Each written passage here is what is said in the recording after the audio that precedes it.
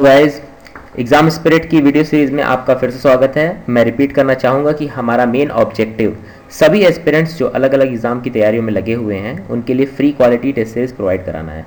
यह वीडियो हमारे द्वारा कंडक्ट कराई गई बीपीएससी टेस्ट सीरीज़ की फर्स्ट टेस्ट की सोल्यूशन वीडियो पार्ट 3 है। ये वीडियो जितने भी हमारे टेस्ट में बिहार स्पेसिफिक क्वेश्चंस आए हुए हैं उनके सोल्यूशन हैं। इसलिए मैं चाहता हूं कि आप इस वीडियो को देखें, उससे पहले आप हमारे एंड्रॉयड ऐप के थ्रू इस टेस्ट को दें और फिर इस वीडियो को देखें। So let's get started. Test का 14 क्वेश्चन था। As per the regulating act provisions a provincial council for Bihar was established in. तो रेगुलेटिंग एक्ट आप सभी को पता है 1773 में आया था। तो ऑब्वियस सी बात है कि जो ए पार्ट है ये तो एकदम गलत ही होगा। ठीक है, तो बी, सी और डी में ही सही हो सकता है। खैर, हम रेगुलेटिंग एक्ट के प्रोविजंस को देख लेते हैं और इस क्वेश्चन का आंसर भी है 1774, तो उसे भी देखते हैं। ईस्ट इंडिया कंपनी में बढ़ते हुए करप्शन को देखते हुए ब्रिटेन की पार्लियामेंट ने इसे एडमिनिस्टर करने के लिए रेगुलेटिंग एक्ट 1773 में पास किया। ठीक है, और यहीं से हमारे कॉन्स्टिट्यूशनल डेवलपमेंट की कहानी स्टार्ट होती है। ठीक है, ये एक यूनिटरी टाइप ऑफ गवर्नमेंट की स्टार्ट थी इस एक्ट के साथ। इसके अंतर्गत मद्रास और बॉम्बे के प्रेसिडेंसीज को बंगाल प्रेसिडेंसी के सबऑर्डिनेट कर दिया गया। ठीक है, और एक नया post governor general of Bengal form किया गया और उसकी एक एग्जीक्यूटिव काउंसिल अभी 4 मेंबर की बनाई गई। बाद में उसे 3 कर दिया गया, फिर उसके बाद उसे चेंज करते रहा गया आगे। ठीक है, और कोर्ट ऑफ डायरेक्टर्स बनाया गया। ये शेयर होल्डर्स थे, स्टेक होल्डर्स थे, जो ईस्ट इंडिया कंपनी के स्टेक होल्डर्स थे। और जो कंपनी के ऑफिशियल्स थे, एक्चुअली उन पे ये आरोप लग रहे थे कि ये बहुत ही ब्राइब्स और गिफ्ट्स ले रहे हैं, तो और प्राइवेट अपना खुद का प्राइवेट बिजनेस स्टार्ट कर रहे हैं, तो उन पे ये प्रोहिबिशन लग गया कि आप ये काम नहीं कर सकते, मतलब कोई भी प्राइवेट बिजनेस नहीं स्टार्ट कर सकते। इसी एक्ट के अंतर्गत कैलकाटा में इंडिया का फर्स्ट सुप्रीम कोर्ट बनाया गया। अब चीफ जस्टिस पहले कौन थे ये आप हमें कमेंट सेक्शन में लिख के बताएंगे, और अगर किसी को नहीं पता है तो वो मुझे कमेंट सेक्शन में पूछ सकता है, मैं आगे की वीडियोस में उसे बता दूंगा। अच्छा, बिहार स्पेसिफिक एक और इसमें पॉइंट है, इस एक्ट से नहीं है लेकिन हमारे हिस्ट्री में है कि पहले बिहार, उड़ीसा और बंगाल ये पूरे मिला के एक प्रोविंस हुआ करते थे। 1 अप्रैल 1912 को उड़ीसा और बिहार को बंगाल से अलग कर दिया गया। ठीक है, और 1 अप्रैल 1936 को उड़ीसा और बिहार को अलग कर दिया गया। ठीक है, next question is Guru Govind Singh was born in. ये क्वेश्चन बिहार से रिलेटेड कैसे है, क्योंकि इनका जन्म पटना में हुआ था, इसीलिए बिहार से रिलेटेड है। तो गुरु गोविंद सिंह जी के बारे में थोड़ी बातें जान लेते हैं। इनके पिताजी गुरु तेग बहादुर थे, जो 9वें सिख गुरु थे, और माताजी का नाम माता गुजरी था। इन्होंने ही खालसा पंथ की स्थापना की थी। ठीक है, और 5 केस 5 कक्कों का इंट्रोडक्शन किया था सिखिज्म में। ठीक है, केस, कड़ा, कंगा, कच्छ, कृपान। ठीक है, और इन्होंने ये कहा कि मेरे जाने के बाद और कोई गुरु नहीं होगा, गुरु ग्रंथ साहिब ही सारे सिखों के आगे से गुरु रहेंगे। इसीलिए हम देखते हैं कि 10वें गुरु के बाद कोई भी नया गुरु नहीं बना, गुरु ग्रंथ साहिब ही आगे से गुरु रहे। इनकी मृत्यु कैसे हुई इस पर ध्यान देते हैं। जमशेद खान नाम का एक असैसिनेटर था जिसे वाजिर शाह ने भेजा था, जिसकी काफ़ी लड़ाई होती थी गुरु गोविंद सिंह से, और उसने नांदेड़ महाराष्ट्र में है, वहाँ पर पीछे से अटैक करके गुरु गोविंद सिंह को घायल कर दिया था। इस घाव की वजह से उनकी मृत्यु हो गई थी 1708 में। और जहाँ पे इनका क्रिमेशन हुआ था वहीं पे तख्त श्री हजूर साहब, ठीक है, बनाया गया है। नेक्स्ट क्वेश्चन, दलितों के मतदान के अधिकार के लिए सबसे पहली बार किसने मांग की थी? हेमंड कमीशन के या हेमंड आयोग के सामने पेश होकर। ठीक है, अच्छा देखिए, चारों जो ये महापुरुष हैं ये चारों दलित समुदाय के लिए काम कर चुके हैं। ठीक है, तो इस क्वेश्चन को सॉल्व कर पाना थोड़ा सा डिफिकल्ट रहा होगा। इसका आंसर बाबू जगजीवन राम है, जो कि बिहार से रिलेटेड है और ये दलित समुदाय के बहुत फेमस लीडर रहे हैं। तो बाबू जगजीवन राम के बारे में थोड़ी सी बातें जान लेते हैं। इनको बाबूजी भी कहा जाता था, पॉपुलरली नोन एज बाबूजी। ठीक है, ये दलित कम्युनिटी से बिलोंग करते थे और इन्होंने all India depressed classes league का फाउंडेशन किया था। बिहार लेजिस्लेटिव असेंबली के लिए चुने भी गए थे। ठीक है, और ये रूरल लेबर मूवमेंट में पार्टिसिपेट करते थे या फिर ऑर्गेनाइज करते थे। ठीक है, और जब इंडो पाक वॉर हुआ था 1971 में, उस समय ये डिफेंस मिनिस्टर थे इंडिया के। ठीक है, और जब ग्रीन रिवॉल्यूशन इंडिया में कैंपेन चल रहा था तो उसमें उस टाइम ये यूनियन एग्रीकल्चर मिनिस्टर भी थे। तो ये इम्पोर्टेंट बात थी इनके।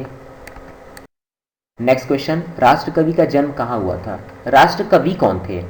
तो राष्ट्रकवि थे रामधारी सिंह दिनकर। तो उनके बारे में कुछ बातें जानते हैं। तो रामधारी सिंह दिनकर को ही राष्ट्रकवि कहा जाता है। और दिनकर का जन्म 23 सितंबर सन 1908 में हुआ था। एक सिमरिया विलेज है बिहार में। इस समय वो बेगूसराय डिस्ट्रिक्ट में है। तो इसका आंसर, इस क्वेश्चन का आंसर बेगूसराय होगा। दिनकर की बहुत सारी किताबें हैं, उनके बारे में आप लोग जानते होंगे, बहुत लोगों ने पढ़ा भी होगा। तो यहाँ पे सारी लेखों का उल्लेख कर पाना थोड़ा सा मुश्किल है। Next question, who among the following is famously known as Bihar Kesari? ठीक है, तो श्री कृष्ण सिन्हा ये फर्स्ट चीफ मिनिस्टर रहे हैं बिहार के। इनको ही श्री बाबू या बिहार केसरी के नाम से जाना जाता है। ठीक है, और ये सिर्फ वर्ल्ड वॉर 2 को छोड़ दिया जाए, उस एरा को छोड़ दिया जाए, तो 1937 से 1961 तक ये बिहार के चीफ मिनिस्टर रहे हैं। Next question, which one of the following river is known as sorrow of Bihar? बहुत ही फेमस क्वेश्चन है और इसका आंसर है कोसी। कोसी के बारे में थोड़ा सा जानते हैं। कोसी रिवर तिब्बत से निकलती है, ओरिजिन इसका तिब्बत है, और इसे ही सॉरो ऑफ बिहार कहते हैं। क्यों कहते हैं कि ये नदी बहुत ज़्यादा मिएंडरिंग करती है, और मिएंडरिंग करने की वजह से जब ज़्यादा पानी हो जाता है तो ये फ्लड लाती थी इनफैक्ट। अब तो बहुत सारे डैम्स बन गए, इसकी वजह से कोसी रिवर अब ज़्यादा फ्लड नहीं लाती है। खैर, ये एक बड़ी नदी से कुर्सेला कटिहार में जाके मिल जाती है। आप मुझे बताएंगे कि ये किस नदी में जाके मिलती है, किस नदी की ट्रिब्यूटरी है। Next question is, as per the census 2011 Bihar का सर्वाधिक घना बसा शहर कौन सा है? ठीक है, तो सेंसस 2011 के कुछ फैक्ट्स हम लोग देख लेते हैं जो बिहार पीसीएस के लिए ज़्यादा इम्पोर्टेंट। तो बिहार की डेमोग्राफी के बारे में हम लोग देखते हैं। टोटल डिस्ट्रिक्ट हैं यहाँ पे 38। टोटल पॉपुलेशन 5.2 करोड़ के आसपास है, जो कि 8.6% ऑफ द इंडिया है। ये थर्ड हाईएस्ट रैंक है, मतलब इससे ज़्यादा यूपी फर्स्ट रैंक, उसके बाद महाराष्ट्र पॉपुलेशन में है। ठीक है, और हाईएस्ट पॉपुलेशन जो है वो पटना डिस्ट्रिक्ट की है, और लोएस्ट पॉपुलेशन ये शेखपुरा डिस्ट्रिक्ट की है। पॉपुलेशन डेंसिटी की बात करें तो ये पॉपुलेशन डेंसिटी 1106 है, जो कि नेशनल एवरेज 724 से बहुत ज़्यादा है। और हाईएस्ट है सीहोर में, वहाँ पे 1180 है, और लोएस्ट इन कैमूर डिस्ट्रिक्ट जहाँ पे 488 है। फीमेल पॉपुलेशन 47.86% है, और सेक्स रेशियो बिहार का 918 है, जो कि 25th रैंक है इंडिया में। सेंसस 2011 की बात कर रहा हूँ, इसके बाद ही तेलंगाना अलग हुआ था आंध्र प्रदेश से, तो अभी रैंकिंग नहीं आई है। तो अभी हम लोग अगर क्वेश्चन आता है 2011 सेंसस के अकॉर्डिंगली तो 25th रैंक ही हम मारेंगे। हाईएस्ट इन गोपालगंज 1021, और लोएस्ट इन मुंगेर जहाँ पे 876 है sex ratio. Child sex ratio 935 है, थोड़ी सी अच्छी है सेक्स रेशियो से। लिटरेसी रेट 61.8% है, जो कि लास्ट है हमारे इंडिया में।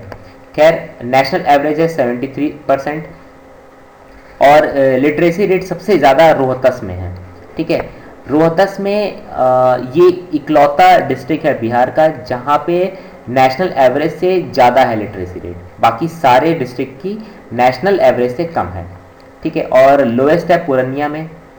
मेल लिटरेसी रेट 71.2, ऑब्वियस सी बात है रोहतस में हाईएस्ट होगी और पूर्णिया में लोएस्ट है। फीमेल लिटरेसी रेट जो है 51.5% है, और जो कि रोहतस में ज़्यादा है और सहरसा में सबसे कम है। शेड्यूल कास्ट पॉपुलेशन 15.9% है, शेड्यूल ट्राइब पॉपुलेशन 1.3% है। डिकेडल ग्रोथ रेट यानी कि पॉपुलेशन जो डिकेडल ग्रोथ रेट है वो 25.4% है, जो कि नेशनल एवरेज 17.7 से काफ़ी ज़्यादा है। ये क्वेश्चन भी पिछले क्वेश्चन की तरह है, और इसका आंसर भी आपको मिल जाएगा Gopalganj.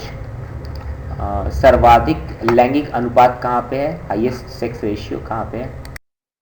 Which of the following city in Bihar is the leading one in silk production. तो बहुत लोगों को इसका आंसर पता होगा, भागलपुर है।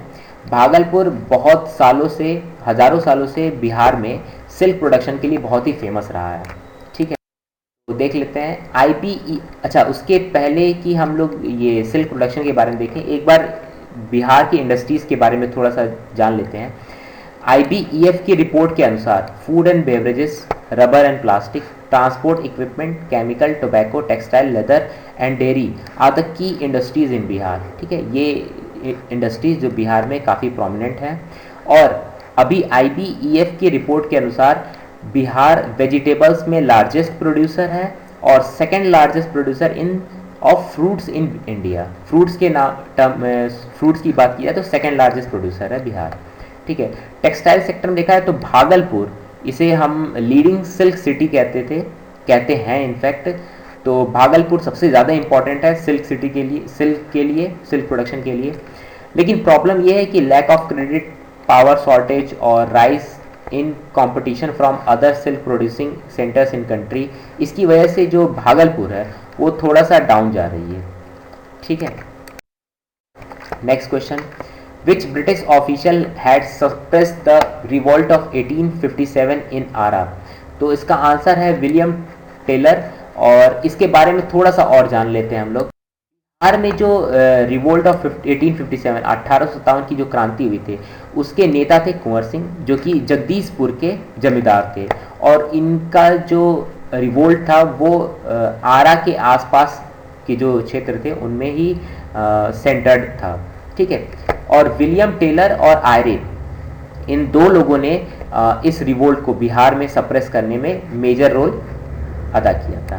ठीक है, so thank you guys for watching our video lecture series. Please share it with your friends. If you have any query, you can comment on it. Thank you.